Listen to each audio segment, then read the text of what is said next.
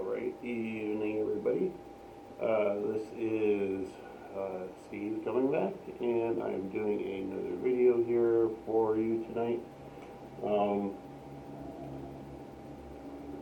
In this video, I'm going to be continuing the Voodoo Doll series that I've been doing, and so we're going to cover that a little bit here tonight.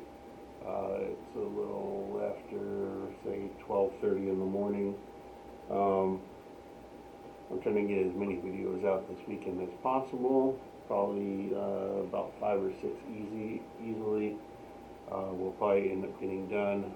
Probably a couple more Sunday if I have the time. And all I know is that according to work, we don't have any Saturday scheduled work for the next couple weeks, but that's looking to be changing soon, and that'll probably end up happening. And according to them, they're saying that it's going to be like 8 to 10 weeks of Saturday time, so it's going to, I'm going to be putting like some overtime in, so I can try to get as many of these videos out as soon as possible. Quality, of course. I don't need to like rushing through anything. So first, before we jump into it, of course, if you are a subscriber to my channel, I do appreciate that very much. You do help me make the channel what it is, with all your suggestions, your comments, and your feedback. I do appreciate that very much.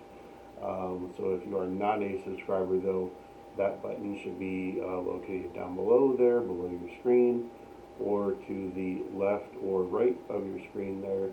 If you click that little bell and subscribe to my channel, you will be alerted to any new videos I put out in the future.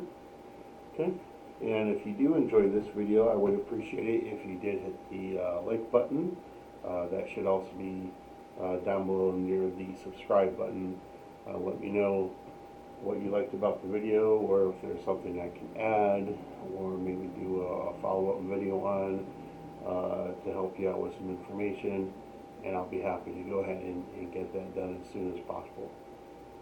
So again, tonight's video is continuing the series I had started with Voodoo Dolls, and in particular we're going to be using Voodoo Dolls in conjunction with Planetary Magick and Planetary Rituals.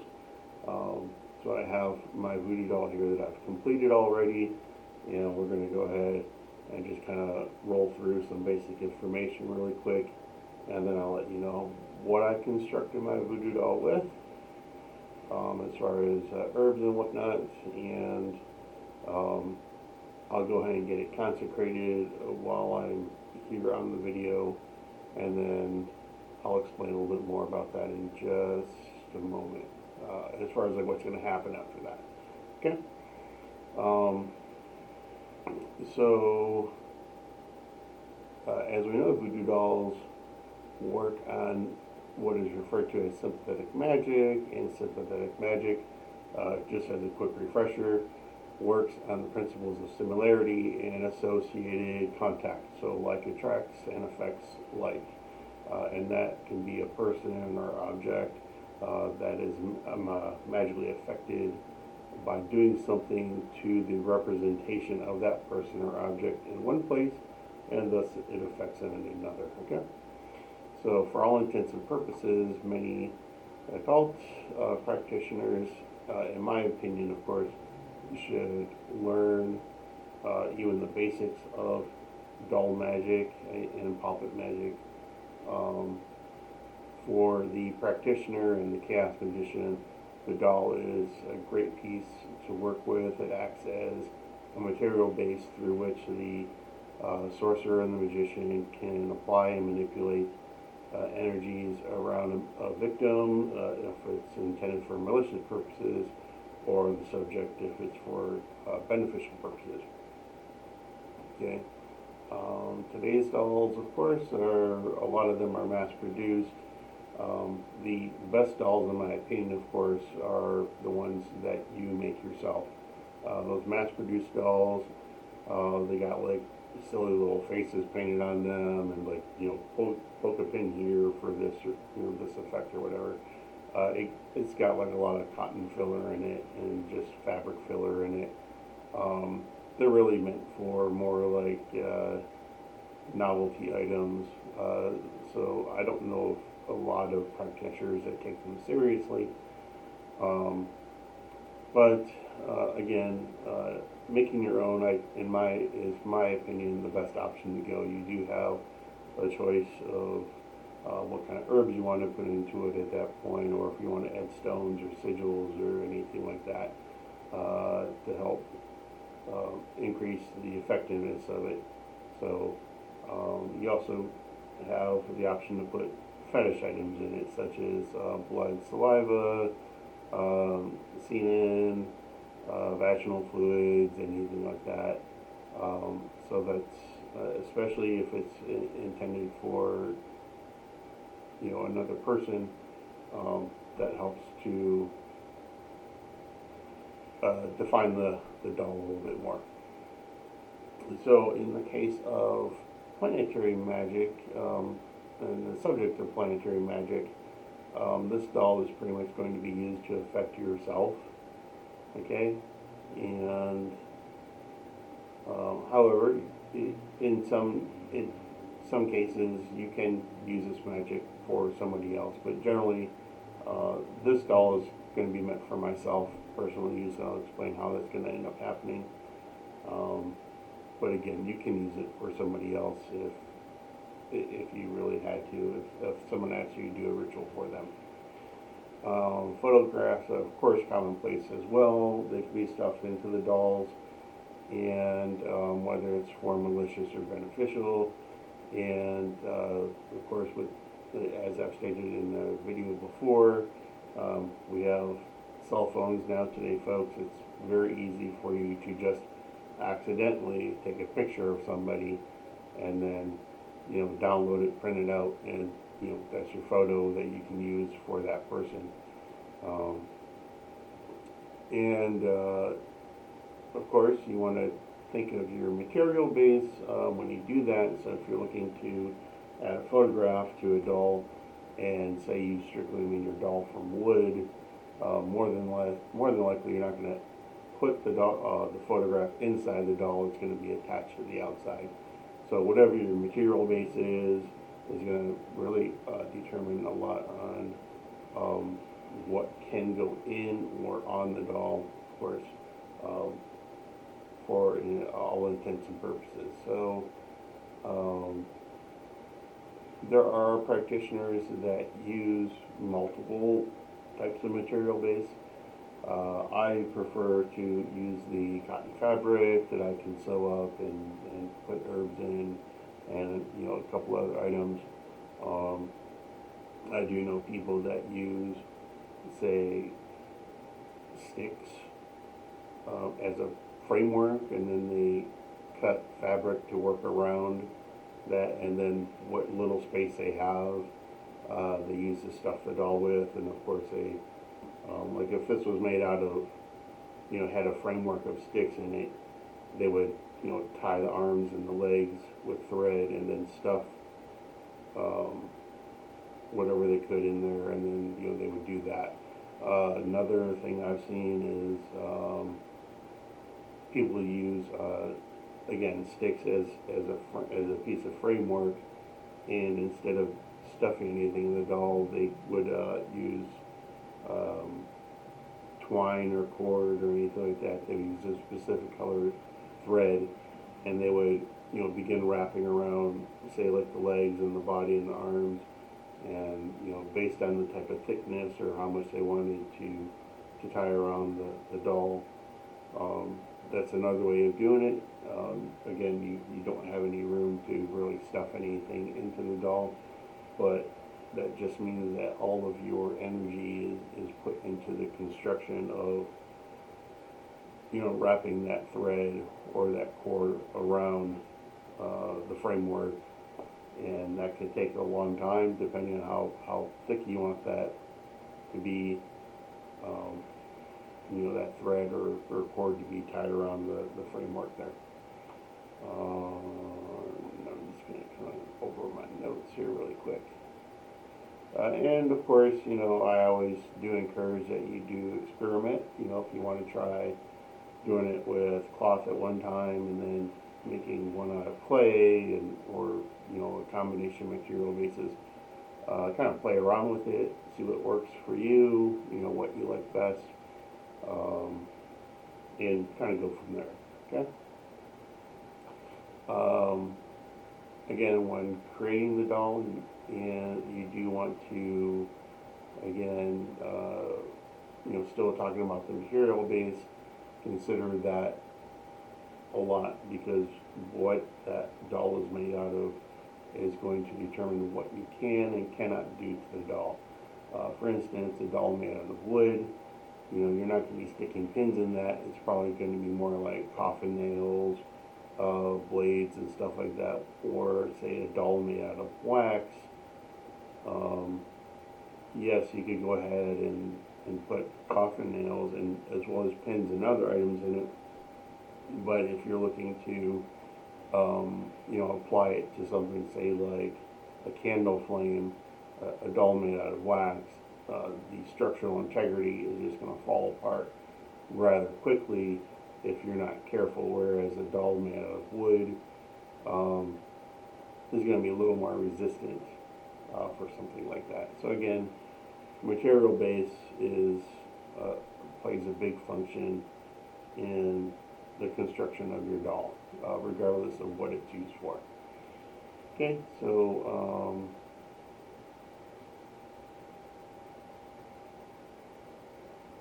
we're going to go ahead and jump into the construction phase part here. Of course, you want to gather all your materials, your material base, anything you need, cloth, thread, herbs. If you're going to apply stones, draw out your sigils beforehand, anything like that. And for most people, this is probably not a process that will take, that's going to be done in one day. I just started this a couple days ago, back on the 24th of February, when the moon had turned it to its waxing phase, and it took me a couple nights to go ahead and get the doll constructed. So in most cases, you probably won't get it done all in one day, especially if you work fairly regularly and you have other family commitments or anything like that. But again, I do suggest that you do work on it during the waxing moon phase, or even closer to the full moon, of course for beneficial purposes, and then of course if it's for healing or banishing or anything malicious, you probably want to work on it, of course, during the waning moon or closer towards the new moon. So again, you want to get everything together. This is generally the size that I like to work with, which is about 8 to 9 inches in height. A little bit bigger is sometimes okay as well. Of course, remember that the larger the doll you're going to be making, the more material base you're going to need. So make sure you have plenty of herbs. If you don't have enough herbs, you're going to have to find something else to stuff in the doll, like cotton balls or some type of cotton filler or anything like that would be fine. You can, of course, put your fetish items inside the doll if you'd like. Hair, fingernails, anything like that. If you forget to add something, say like spittle, you can apply that to the outside of the doll, and that's fine. Blood can also be applied to the outside of the doll, as well as sexual fluids if the doll is for any particular reason such as that. Of course, the biggest part when you're making a doll out of cloth, especially, is the color base. What is going to be, what's the doll going to be used for? In this case, my doll is green, and that's because the planet I'm going to be working with is Venus. Okay.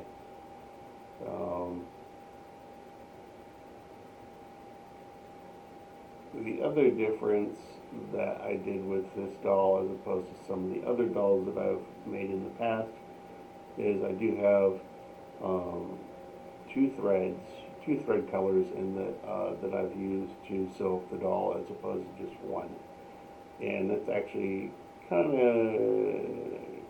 there's kind of an interesting story behind that. When I first started, I used the green cloth and then pink thread is what I sewn the doll up with. And then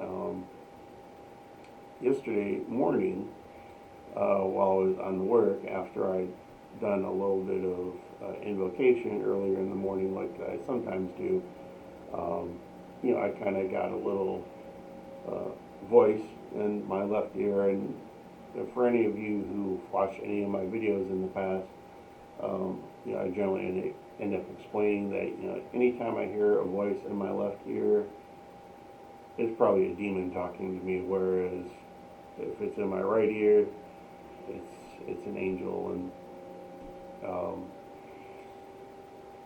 what I've been doing lately is I've been working with Lord Rosier, who is a demon of love, okay? And he helps people find their soulmates and their twin flames. Right now I'm not concerned about finding a twin flame. I'm really looking to work with Rosier to find my soulmate at this point, okay? And so yesterday morning, again, I did an invocation to him. I have a wooden plaque similar to this. This is my plaque with Lucifer sigil on it, and I've been, anointing blood. It's been anointed with regular blood offerings, and I do keep this on my altar at all times. But I have a similar plaque made out of wood like this, which I got from a Walmart, I believe. I think they're $1 or $2. I find that they're the perfect size to do sigil work on, especially if it's a sigil that you're looking to keep for a long time and work with fairly regularly. So I made one up for Rosier's sigil on it, and I've been doing blood offerings on it lately, and then invoking him with his N. And so he kind of whispered in my ear yesterday morning, and he's like, if you put two threads in your doll, you're going to add some new influences. And then I was kind of thought about it, and I was like, you mean like red? And he says, yeah, if you add red, then you're also bringing in a little bit of passion and energy into the ritual, and it's not just solely based on love. And I thought, okay, well, that sounds kind of interesting. So of course, when I got home this evening from work, I kind of got on to work with that, and I've added a little bit of red thread into the doll. So we're going to see what happens with that when I really start getting into working with the doll here on a regular basis. So again, a little bit on so Lord Rosier, again, demon of love, and in addition to that, I've also been burning some rose incense. Rose is one of his herbs, as well as cardamom, and so I've been burning some rose incense there. And so that again is a little bit of interest, how I came up, or how that idea came to be.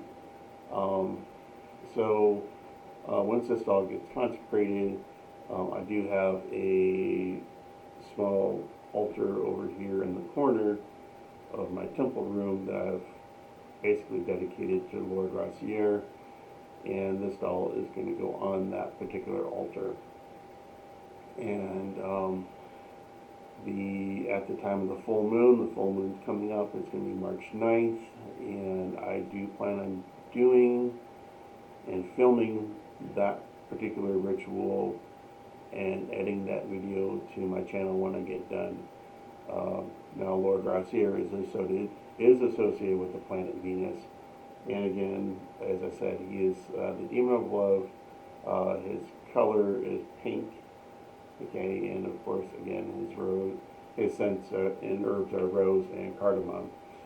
And for those of you who don't know about, what a twin flame is, I'll go ahead and I'll mention that like fairly quickly. I don't want to get into too much about that because this video is not about twin flames.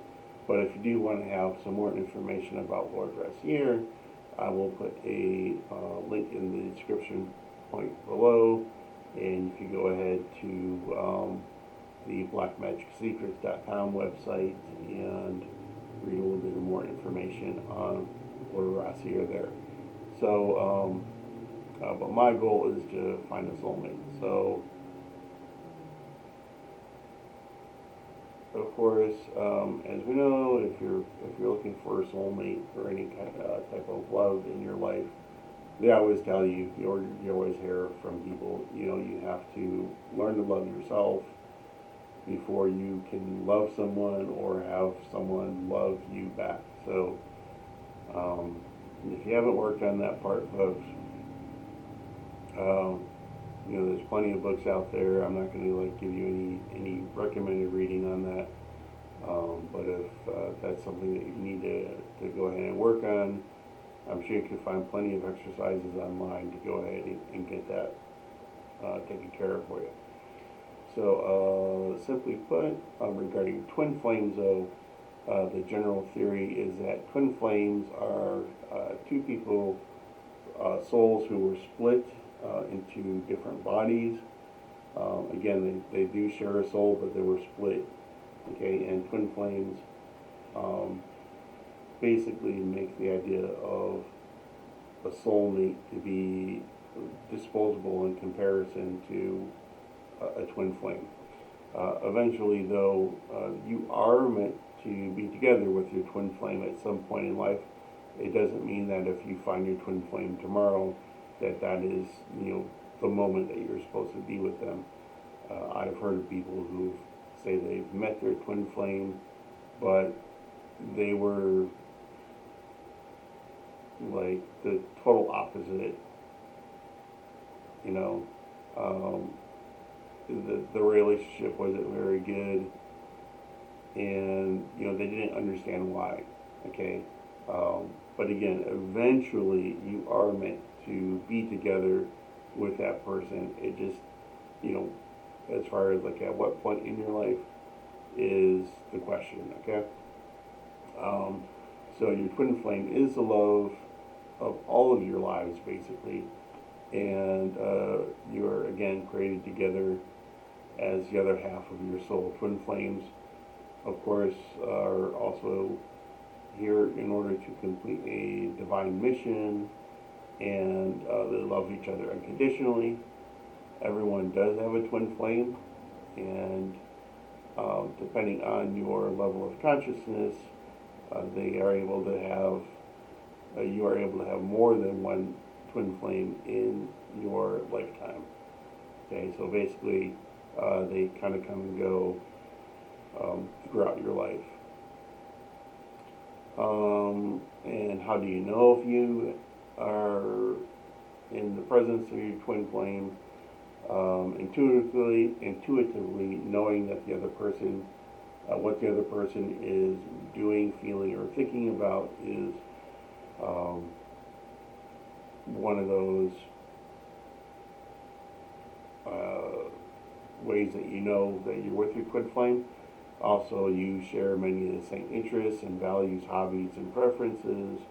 You often have the same thoughts or emotions at the same time, even if you're in different places, and even if you're, you may even say the same exact thing at the same moment. You feel a strong physical pull to want to be close to that person, whether romantically or platonically. You have sometimes the same dreams at night, where they sometimes overlap. You have the same themes, same core message, or even the exact same dream, or they maybe just fairly similar. Another way to tell that you might be near them is, or a person might be your twin flame, is you feel like you can easily communicate with that person simply through glance, facial expressions. You understand hidden or complex parts of their personality, who they are, what they've been through. You just easily understand that with each other. You also share some of the same vulnerabilities and weaknesses in your lives, and you also feel like it's safe and natural to be around and to be authentic with that person, regardless of where you're at. Okay, so just kind of moving forward here. Of course, when you get your doll done up, when you get to a point through the sewing process, you can start to stuff the doll. Go ahead and do so. Again, my doll is associated with the planet Venus. So I stuffed my doll with 5 different herbs. I put in periwinkle, tulip petals, vervain, yarrow, and yellow balm, all associated with the planet Venus. Okay. Once you've finished, you want to go ahead and finish sewing up the doll. And at this point, we're going to go to make our statement of intent and give our doll life. And because of this, you can go ahead and use this and just adopt it or adapt it to whatever type of doll you're making. Of course, if you're making a doll for Mars, you're probably going to have red fabric instead of green, of course. You're going to have herbs associated with Mars again,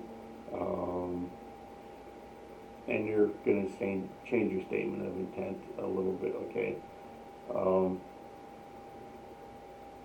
Now, let me just be really brief before I jump into that statement and perform it right here and consecrate the doll, is that the doll is basically going to be used in a way, the more you handle it and the more you use it, the better it's going to work for you, okay? It's not really meant to attract something to you. Like in this case, it's not meant to attract love for you, but more or less to impart certain qualities of Venus upon you. In this case, because it's meant for Venus. So things like love, attraction, the qualities that are associated with Venus is what this doll is meant for. Okay, so for instance, if you made a doll for Mars, okay, don't think that that doll is there in order to protect you and fight your battles for you, or something like that. It's simply meant to impart you with qualities of Mars, which might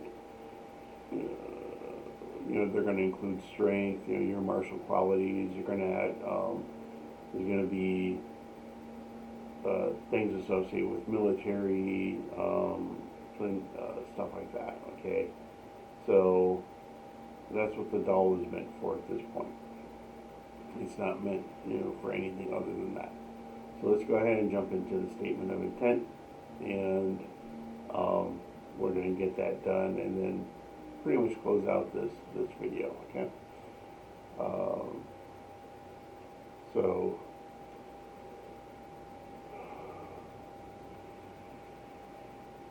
this doll is Venus, and all it represents. It is my Venusian self, Whenever I hold or work with it, may my mind and body be filled with Venusian energy, for this is my will.